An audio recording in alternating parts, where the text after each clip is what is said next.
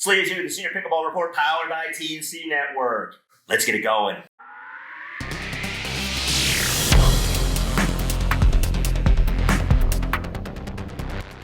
Today we have an interview with the one, the only, Lee Whitwell. Lady Gibraltar has joined us, and we will have a conversation with her. She is the two-time MLP MVP, and great conversation, so stay tuned for that. But first, hey, if you like this content, consider subscribing to the channel. Check out our merch page as well. Follow our newsletter because, hey, you don't want to miss anything in the Pickleverse. And check out all the discounts for balls, paddles, and merch in the discount area below. All right, folks, let's get to that interview with Lee Whitwell.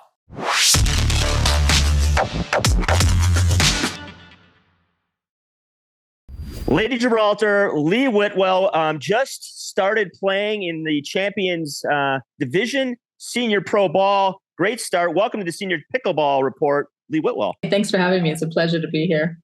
Cool. So before we get into great start to your season, let's talk about how you got into this game. And that's generally where I always start. But give us a little bit of the background athletically before you came into pickleball, and then how the sport sort of found you.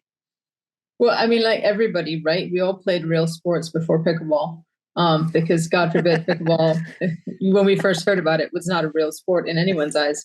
Right. I mean, yeah, heavy tennis background, played tennis in college, played volleyball in college as well, played some pro tennis, played beach tennis, amateur boxer, have 6 fights under my belt. So just all around athlete. And, my friend, when we lived in Bend, Oregon, asked me to play in a tournament. And I said, sure. And she said, it's not tennis. And I said, well, is it maybe beach volleyball? I'm in. Yeah. And she's like, no. And I'm like, well, what are you asking me to play in? Because, it's not tennis or volleyball or anything that I've got a background in. I'm not the person you want to pick.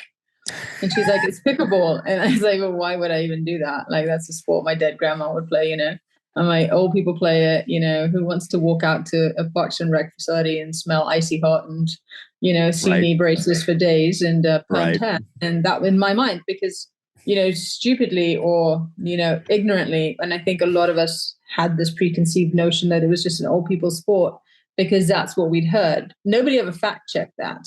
We just heard it and just roll with it. We just ran with it, right? It must be an old people sport because I've been told it is. Right. And what could possibly be wrong with that? Everything. She tried every which way to get me to play. And I said, no. And she's like, well, how about if I buy you a case of beer? Yeah. And I'm like, well, why did you bury the lead? Like, you should have led with that. Like, you just wasted 30 minutes of arguing. And so I said I was in, and I borrowed a paddle. She wrote rental on the paddle. Played in my first tournament at a 5-0 level, and didn't know the rules, didn't know anything, was in complete violation all the time. But never had such a great experience competing. That's saying a lot. It was just, I was like, I can't wait to do it again. And she's like, we're playing another match in a little bit. And I'm like, oh, we play multiple matches a day and the whole event happens in a day. What is this madness? And then you look around and you see, people with their tents and their coolers and communities just kind of intermingling. And it's like, there's something more here than just pickleball, right? For sure.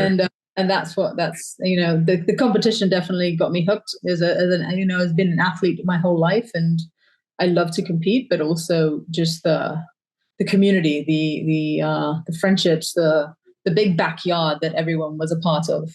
That's, I think, was the magic that kept me coming back, because it's I've always said that one of the things as adults that we forget, we always are in these I shoulds, right? You got to go to school, then go to college and get a job and have a family, and blah, blah, blah, blah, blah, blah, right? And somewhere along the line, we get caught up in the I shoulds of the world, and we forget how to play.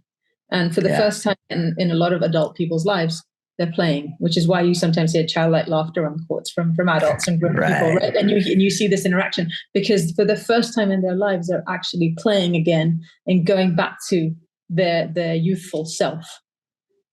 And that is magical, I mean, and that's what I learned from a case of beer. Right. Well, hey, that's quite a lesson. Obviously, you hit on a couple key points. People like to should all over each other. That's for sure. Everybody's always shoulding. And the communal aspect and bringing it sort of back to beach volleyball. When I first started playing volleyball, two-person in the sand in the 80s, kind of the heyday was starting to happen with the AVP tour, and you could still get your lawn chair on championship court and put it in the sand and sit right next to the lines where Tim Hovland was, or St. John Smith, or Carolyn Kirby, whomever was out there. And it was really cool. And there was people, you were drinking beer and you didn't have to pay to get in, and you walked up. And so I think we're sort of seeing some of these changes, because I came into pickleball like a lot of people did during COVID. But when I came in, it was already sort of gentrified in some level on the professional level. And I would watch videos on YouTube from 2016 and people putting their car lights to light the court. And I'm like, that's the era I wanted to be in. That's the way I wanted to get on board then, because that's when it was really, really cool. Before all the, contracts for paddles and in ball contracts and all that kind of stuff.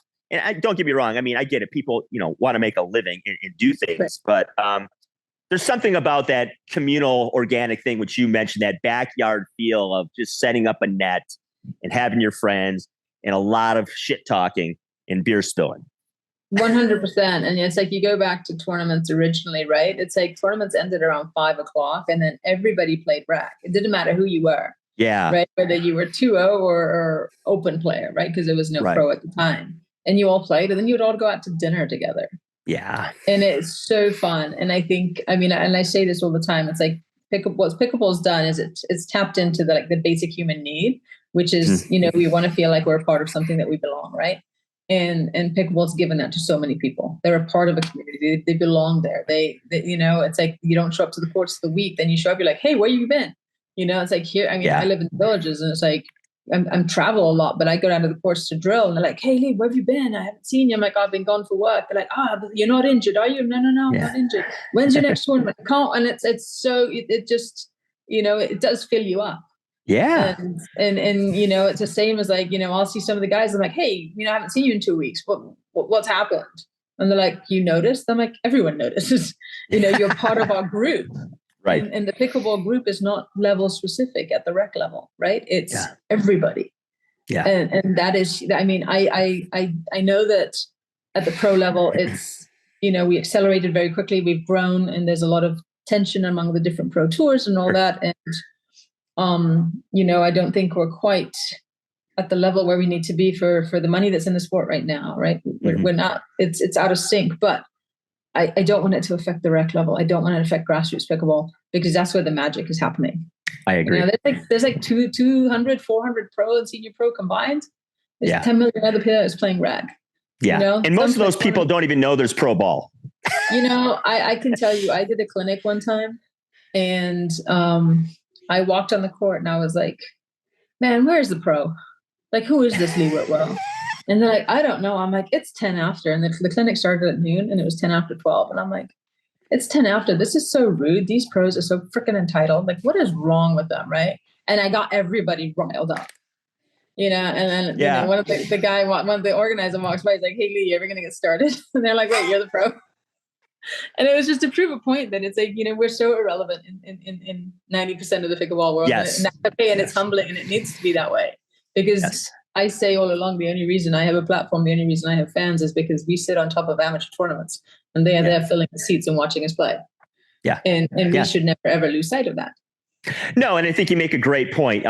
Obviously, it's the grassroots that built this sport, and it's the people that come and watch too. So that's maybe the disconnect a little bit that we can make, see if we can make that happen. People that love pickleball and that play it, you always hear the numbers of whatever the numbers are, tens of millions of people. And, will those people gravitate and watch someday at the pro level? That's the big question. I don't know. I hope so, because I enjoy watching pro pickleball, because it's the highest level. And if you've played this game at all, you realize what's going on out there is incredibly difficult to do. What I appreciate about you is when I watch you play, number one, you're always having fun. You're entertaining. And two, you have as good, I can tell you've played other court sports because you have as good court sense as anybody I've ever seen in any sport. You just know where you are and you know where your opponents are. And I've just never seen somebody play with such joy and yet make people look so bad doing it. You have to have a bit of a sick and twisted mentality to just want to do that to people, you know? Yeah. It's just a blast to watch. Yeah, I definitely enjoy that cat and mouse game a lot. And thank you. That means a lot that's recognizable. But yeah, it is a lot of fun to play. And I feel like every time I step on the court, it's a privilege. And sure, if people are watching, I want to bring them along on that journey. They are the reason why I have a platform. So they get to come on that ride with me. And I want them to feel like a part of my ride. And I want them never to feel like I'm inaccessible. Right. So it's that. And, but I say, will pickleball be a spectator sport? I don't know. I think to a certain population, it will, but to a lot of people, I think here's the problem with pickleball. Like in tennis, I can tell a tennis player, a 3-5 tennis player is a 3-5 tennis player from every shot they hit. Yeah. A 3-5 pickleball player can have a 5-0 moment. Yeah. That's a good point. Makes them a 5-0. Right? Right. I can miss a dink, just like a 3-5 can miss a dink. And it's a basic mistake because for whatever reason, I just kind of brain melted. And wasn't concentrating, and I jumped a stupid ball in the net, or the spin and the ball or the wind, whatever, right? But you don't see that on the TV. You just see a basic mistake happening in the kitchen. You're like, well, I make that all the time. It's not that hard, And it's unfortunately the nuances of pro pickleball don't translate that well on screen to the living room, right? So I think that a lot of people can be like, well, I've hit an ATP or I've hit an Ernie. I've hit a serve winner. I've done this. I've done that. I've hit somebody, with the ball. I've been able to block the ball. So I think sometimes that gets a little bit lost, but, and that's where I think the disconnect is from really understanding what the higher level game is all about. I would agree. I mean, you watch it and, part of it is because people like yourself and Ben Johns and people that just move very fluid, they just make it look so easy. And I know, like I've had very limited experience playing with against pros. I was in a rec gym in San Diego, and Rod Cassidy and Chris Miller walked in, and I knew who they were because I had this channel and I pay attention, to pickleball and things like that. But nobody in the gym had a clue who these guys were. And so they played like the first 3 games together and like nobody scored on them. Right. So I walked up and I said, hey guys, I know who you are, blah, blah, great. Nice to meet you. Let's split you up. And so I ended up playing with Mills against Rob and then a local woman. And that's when I realized what they could do when they wanted to do it. Because I would be in points and I'm like, I could play with these guys. Right. And then something would happen. Like I would speed up on Rob and it would just come back and hit me. And I was like, oh, that works on everybody I've ever played against except you.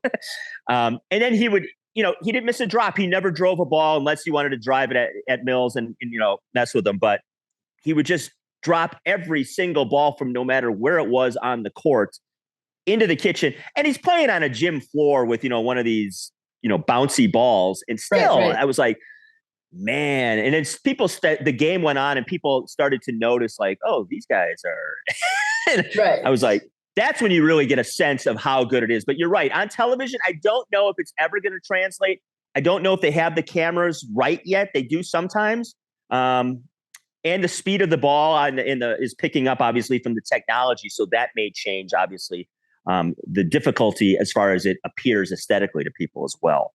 Right. And the other thing too is like, your drops look very basic. They're soft shots. Yeah. Right. And at the end of the day, but what people don't see is the hours of practice that go into making it look so easy. Right. They don't see the drilling. They don't see the paddle throwing behind closed doors because you're having a bad day. Right. But also at the same time, I mean, look at a tennis match, right? You look at a tennis match on TV, and I hate when people compare pickleball to tennis, and I'm doing it myself, but you can get an appreciation for how hard they're hitting the ball.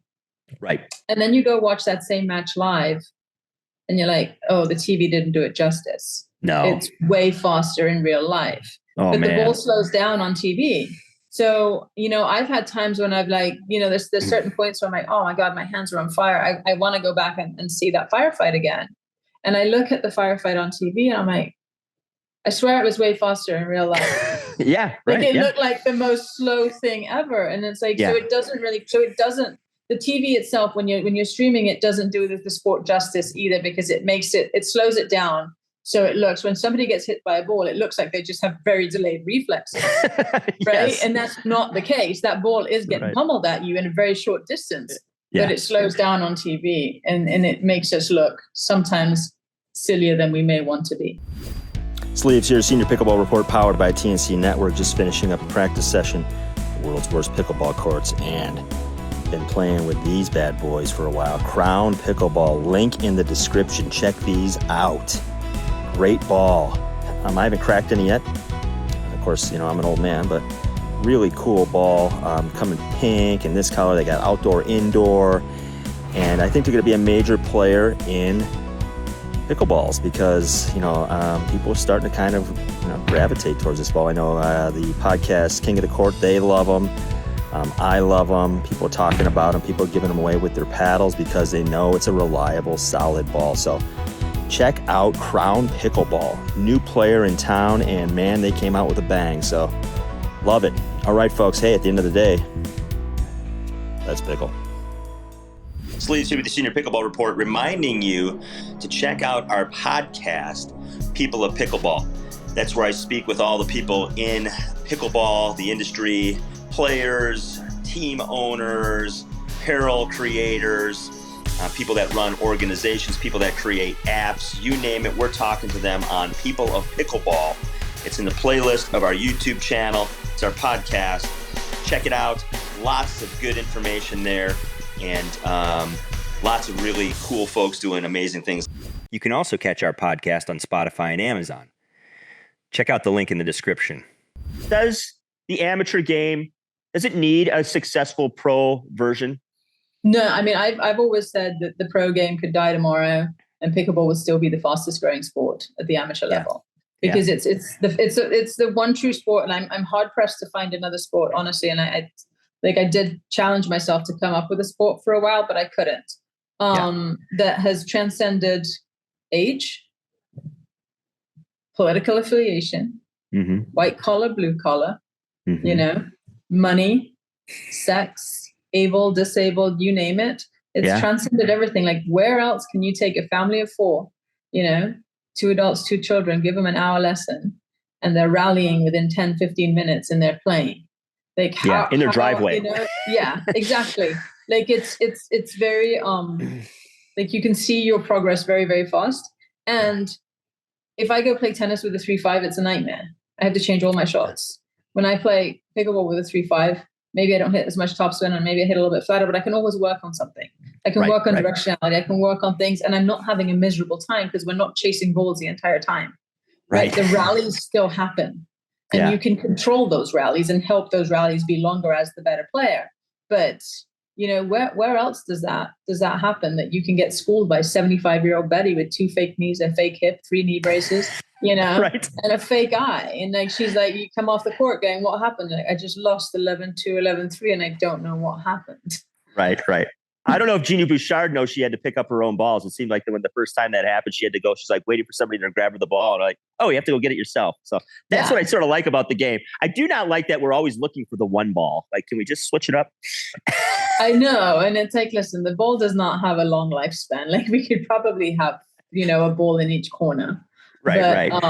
But it does speak to the sort of the infantness or the toddlerness of the age of the sport. And even though it started in 65, right, and it's been around for a while, it's only recently, caught all this speed, just, maybe a year or 2 pre-COVID, and then definitely COVID accelerated it. Right. But we're still a fairly young sport. And I think you see things like that where somebody coming in from another sport is like, what do you mean we don't have ball boys? Or like, I have to bring my own drink. Why isn't like hang on a minute, like why are you carrying my bags? Oh, we don't bring bags on the court? like, it's just, it's very, very different, and it speaks to its own uniqueness. And I hope that it keeps being unique and they don't keep changing and manipulating it to be another sport, because it's its own sport. I always said its own quirky badminton, thing. Yeah. If badminton, table tennis, and tennis went out and had,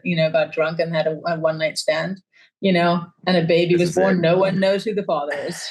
Right. Exactly. It's like three men and a baby. That's what pickleball is, really. Right. But with better acting. Right. Yes. Well, yes, exactly. Sorry, Steve Gutenberg. Exactly. So, let's move into really your entrance into, because this is the Senior Pickleball Report, into senior level pickleball, 50 plus. Because every year, last year we had Althoff came along, and obviously this year, and you come along, and Deacon comes along. So it's sort of this endless talent pool, which I love about the senior game, because each year you get people who are well established and have name recognition, which is great. And you being, two-time MLP MVP, talk about making that transition. I don't know what you're going to do as far as your playing schedule. We could talk about that, but obviously a great start in Florida. So talk a little bit about the start, and then kind of what you wanted to see happen throughout the year for yourself. Yeah, it was, it's one of those things where it's a year you're 50. So I'm technically cheating this year because I have a late December birthday. Right. So I'm playing at 49. Deacon is doing the same thing, right? Yeah. But I mean, I guess it started with Althoff. Like, Althoff was the first guy, and I think I'm the first female to come into the pro game with a heavy pro experience. Yes. Right. So we've played 2 or 3 years in pro, and now we're transitioning into, I think the biggest thing was I looked around and I'm like, oh my God, who are all these old people? And then I realized I was one of them, right? Like, that was the rude awakening. You're like, I'm now one of them. Great. Great. You're the freshman now. Yeah, it's something that and I think I've got about 4 to 5 years of no women coming in unless we get a convert from another sport. So I've got a bit of breathing room before I got somebody breathing down my neck. But no, it was fun to play. I've got great partners. Look, I was snapped up early last year when people knew January was going to happen. Yeah. And it was good, right? And thankfully it started off the right way, and the year-long commitment to these partners is working. Yeah. It would suck if we went 0-2. 1-2 barbecue. Exactly. But no, I mean, honestly, look, I've said from the beginning, it's, senior pickleball has its place. There are a lot of people who relate to senior pickleball, and if I can help make senior pickleball sexy and exciting and fun, then I definitely want to be a part of that and have a front row seat at helping shape that. Will I still play pro? I'm definitely gonna. My women's partner can't play a ton of events. So on the events that she can't play, if I don't have a woman that I gel with and I think, we can win, because I mean, yes, I have fun playing, but at the end of the day, I want to win. For sure. I can play regular mixed pro and senior mixed pro at the events, right? Because of the days that they're on. Right. So yeah, it's going to be fun, just this journey, and it's always good to win again. Last year was a bit of a rough year. So, I think I got on the podium maybe twice, which is terrible. Those odds suck. Yeah. So this one, to come out with a double gold right out the gate, felt good, and hopefully I can sustain it. Yeah, I'm really looking forward to seeing what you do during the year, because what I've noticed, and having not obviously been in either community, the open pros or the senior pros, because I follow the senior pros, what I did notice is that they compete hard, and obviously they want to win, and they're as competitive as anybody else out there. But at the end of the day, it was for the last few years, it's been kind of a small group of people and trying to figure out, who wants to support them and what tour they can play on. But at the end of the day, they hung out, which we talked about earlier in the conversation, and they have a good time. And even though they pound each other, on the court, but at the end of the day, they're having dinner and they're having drinks. So that part of it reminds me of the stuff I missed, like when we were talking earlier. So I'm excited to see your involvement in that as well, because I think, you bring a huge personality and talent to the senior pool, which I think it's going to be a blast for you. And it seems to me the senior pros have more choices than probably the open pros of where they want to play. I mean, there's leagues, multiple leagues, there's tours, there's their own tours. So talk a little bit about seeing the growth over the last year or two about really the opportunities for senior pros, which is kind of cool. Yeah, I think there was a while where nobody knew what was happening for senior pros, right? Because the pro side was taking off, and people were like, "Well, there's no room for senior pros," and does anybody really watch senior pro, right? Right. And I mean, you can see the argument for both sides, but I like that senior pro has a place in pickleball, and do I like the fact that there's NPL, there's you can play APP, you can play on the senior tour. And I think PPA also has seniors, right? But what I don't like is, and I might get in trouble for this, but that's okay. Like NPL, I love the concept. I love what they're doing, but they want you to sign an exclusive. And I'm like, at senior pickleball, none of us are doing this for a living. Let's not sign an exclusive. Your events are not on competing weekends. You're not going up against a tournament. They're on different weekends. Let players play on the APP Team Cup, on the as well as the NPL. Because we've seen what exclusivity contracts have done to Open Pro. Exactly, and that's my point. I'm like, why? We like the children are fighting. We're supposed to be the adults in the room, and yet now we've created the same mess. And I'm like, why? We don't need it, And it's like, well, but all the best players are playing NPL. I'm like, that's great. But I don't believe in exclusivity. The sport is too small, too new. There's not many of us to go around. What are we doing? Yeah. And I think that's the only blemish I have on the senior tour right now. Right. I wish they didn't have exclusivity. I wish we could play any and all events. And honestly, I wish collectively we all got together and say, how can we grow senior pickleball and support the tours that are supporting us and move forward with that? Because collectively now, if there's more people playing, there's more sponsors, there's more money, there's all of the above, right? Yeah. But in my mind, we'll see. Obviously, like anything else, it's got to shake itself out, and we'll see what happens. I know it's interesting when because I was not aware of the exclusivity, because I do know some people that are what I would call pretty diehard NPL people that did play in the first APP event, and I'm pretty sure, unless it's like, all these nuances in contracts, like, PPA has, like, where some people can go, they have something in their contract where they can go play an APP or something like that. I don't know that. I don't know the inner workings of that, nor do I really want to know the inner workings of that because those are relationships that, those people got to work those things out. But it'll be interesting to see that where this goes, if that is indeed the case. And it might be the case for the higher level players and the more notable names too. I don't know, but it's an interesting point you bring up, because I wouldn't want to see it. I wouldn't want to see it go that way either, because I think we've seen what happens. Right. Like nothing good has come of exclusivity. No.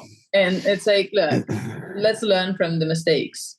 Let's not create the same ones. Right. Right. So let's talk about what you got coming up on the near future for your schedule. Some events you're looking forward to playing, and we'll get you out of here soon. Yeah, I got a heavy tournament schedule, primarily playing a lot of APP events. And looking forward to those, playing senior doubles with Angela and senior mixed with Jaime Onsens. I'm playing Daytona with John Sperling because Jaime is being, he's got real job duties, and he's the Brazilian Davis Cup captain for tennis. So he's going to go captain, and, I don't get to play that event with him. It's a bad scheduling. I asked them to move the event, and he's like, I don't well, think Sperling's not a bad sub. No, yeah. He's like, Davis Cup is bigger than the APP, and I'm like, fine. Okay. But Sperling lives here in the Villages too, so I practice with him a lot, and I'm looking forward to playing with him. Right. Excited to see Yvonne Lendon get on the pickleball court. He's playing in Daytona. That's fun. Yeah, I'd love to see what he's going to do on the court, and he was a good tennis player, but let's see if it translates to pickleball and if he's embraced the differences of the game versus getting frustrated because tennis is a more technical game, right? I'm teaching some camps, some clinics, You'll probably see me on a couple of pickleball cruises. We're working out details there, Exciting. Yeah, it's just a lot of exciting stuff. I launched a company, Absolutely Pickled, with a good friend of mine halfway through last year, and now we have a podcast, and we always have interesting guests on. I always say I want the interesting people in the pickleball world, not necessarily the champions of the pickleball world, right? And doing some fun stuff around that, and just wanting to continue to champion the sport and help grow the sport however I can, and have a front seat at helping change people's lives. Because at the end of the day, pickleball is doing so much positive good. That's a terrible. You'd think English was not my first language, but no, pickleball has had such a positive effect in so many people's lives, and to be able to have a small part in that, it's truly is an honor. Yeah, I love it that you're doing a lot of different things, and they all come back to really, having a good time and competing hard. And, it's cool. I'm really excited to see where this game goes over the next couple of years. Obviously, there's some movies and things coming out finally about pickleball, and obviously, if they can figure out the tours and how everybody can kind of cooperate and play together nicely, so to speak. I think it's got a great future on the pro end. Obviously, the amateur end is just a freight train, just blowing up, and people love this game. I introduced somebody to it, almost seems like monthly, that shows up, and I live in the middle of nowhere. So yeah, no, and it's like, if you think about, like, I came to the sport 5 years ago, right? And it's like I'd heard of pickleball, but I was like, whatever, it's for old people. And then you talk about, people like, what do you do? I'm like, oh, I play pickleball. They're like, what is that? And then over time, it's like, oh, I've heard of it. Then it's, oh, I know somebody who plays. Oh, I play. I love pickleball. And it's like at the rec level, there are people who play. They're truly addicts. Yeah, for sure. I don't love pickleball that much. I'll go out and play and drill and be done. And I will not go out a second or third time that day.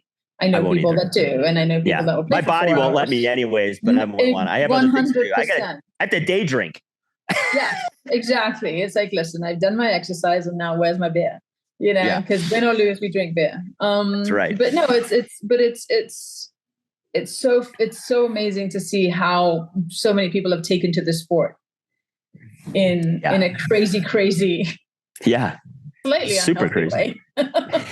Yeah, I mean, it is. I saw, like I mentioned, I saw beach volleyball blow up, but it was nothing like this. It's very cult-like in a lot of ways. Mm-hmm. And I understand if you're looking from the outside, people are like, what the hell are you doing? Right? And why are you so excited about this? So I get that aspect, but yeah, my biggest thing is like, where is this going? Right. And I think it's like, to me, pickleball is a bit like Vegas, right? You go to Vegas and you'll only see the people that you see in Vegas. You don't see them anywhere else. Right. Right. With their outfits and everything that they're doing. You see them in Vegas. And like pickleball is like, no matter where you go on whatever pickleball club or Parks and Rec, wherever you are in the world, like, you have the same characters. Yes. And they only exist in pickleball. They don't exist anywhere else. And I'm like, yes. You go to Vegas? It's like the Matrix. Yeah. Well, before we get you out of here, anybody sponsorships you want to mention? Anybody you want to talk about before we let you go? I do like that hoodie you're wearing. Seeing, I'm a hoodie person, so I'm gonna have to steal that hoodie one of these days. I have amazing sponsors that last year was a very rough year, and I was lucky that my sponsors stuck by me. I play with the Legacy paddle, right? Chris at Legacy and Chris and John at Legacy are amazing, and they will, they've been extremely loyal to me, and I love that. Awesome. Yeah. The guys at my paddle, they create the little bands that go around the top of the grip, right? And so I do have an array of insults to positive, right? I think I have, I've got canoe, Muppet, you effing idiot, to breathe, good vibes. Right. To get diversity. laugh. I have the whole, and it's like, you're like, what paddle am I playing with today? And then somebody asked me, like, what did your band say on the tournament you won? I said, well, one of them said douche canoe and the other one said Muppet. those are my inspirational bands for my tournament. Canoe. Anytime I come up with a unique insult, I send it to them and they make me some, and I put them on right away. So I love them. Those are brilliant. Yes, it's because it is also a nice gentle reminder to not take it so seriously, because at the end of the day, we're hitting a plastic ball, and exactly. I never thought, like, in my late 40s, because I'm not yet 50, or approaching half century, that I would get paid to do this. Come on. Right. Exactly. This is insane. It's insane. You're going to get to go on cruises. You're going to get to teach. You get to get paid to play. People are giving you equipment. I mean, what the hell's going on? Perspective, right? Right. Exactly. So it's like, my friends at My Socksy Feet keep me in their fun socks. They make them the funnest mismatched socks ever. And cool. It keeps, and I've always felt like in corporate America, the only way you can make a statement is through your socks, because nobody else can see it in your corporate wear.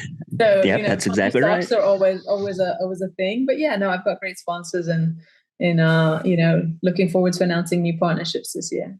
Right on. Well, the common theme in most of these interviews that I do, and it seems to come through in yours as well, is people are just grateful. It's a cool thing, and you're grateful to have it in your life. So I appreciate your time, Lee. I look forward to watching you play and destroy all the seniors this season. Mock them, please, as you do it, because I love it. And I will give you a nod and say I was told. Yeah, that's right. I mean, I know a lot of them, so it's okay. Sleeve said you can do it. Yes. And again, thank you. And looking forward to hanging out sometime, maybe on a cruise ship. Absolutely. And then you know what? I think I need a t-shirt that says Sleeve said I had to, Right on. I'm going to get you something. Sleeves told me to. And then it's like a waiver. There we go. It is a waiver. Don't throw anything at me. All right, Lee. We'll see you down the road. Thanks for your time. Appreciate it. You have a wonderful evening. Hope you enjoyed our interview with Lee. You can find all the information about her sponsors, her website, follow her on Instagram, all below in the description. And again, hey, consider subscribing to the newsletter and check out our merch as well and all the discounts. All right, folks. Hey, at the end of the day, let's pickle.